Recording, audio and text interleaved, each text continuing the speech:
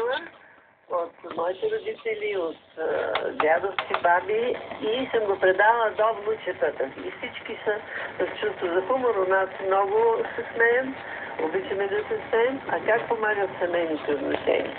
Ами преди всичко създава се едно ведро настроение, което е много полезно за семейните отношения.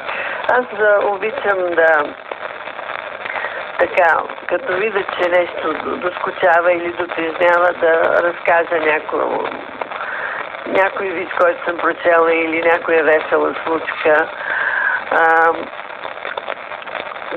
Случила се на някого или пък съм я прочела. И човек се отвлича и когато и той има чувство за хумор от мен. Абе, Лили, извинявай за миг, че те прекъсвам, ама представям си ти да изгориш баницата. Нали, да замирише цялата къща и вкусната баница да отиде на кино и сега да тръгнеш да разказваш вицове на мъжа си, малко така. Чувството за хумор не може да не му изневери. Тогава неговото чувство за хумор се намесва. Да, това искам да кажа и аз. Така, освен това, когато съпругът направи някаква беля... Примерно заварваш го с необлечена жена в леглото, той ти казва, ами това е положението ли? Ха. Ако се съди по американските филми, казваш, не това, което виждаш, мога да ти обясна. Какво се обясни, не знам. Кой да ти разкаже?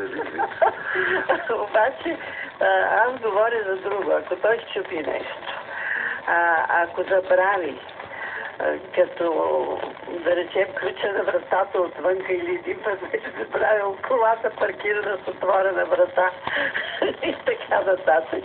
Тогава ми работи чувството за хумор, за да не вдигна скандал. Нали, защото му влиза в положението и гледам да се правя, че не забелязвам. Това нещо много помага.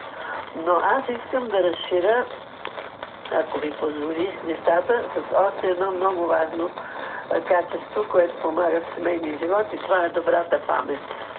Добрата памет, дългият ми семейен живот ми показал, че трябва съпругата да има една много добра памет и, както моя мъж казва, това нещо приятно ще ме облегчи и ми възлага и разчита на редица неща, като например трябва аз да помня всичките рождени дни, включително и неговия, понякога ме пита, кога съм роден.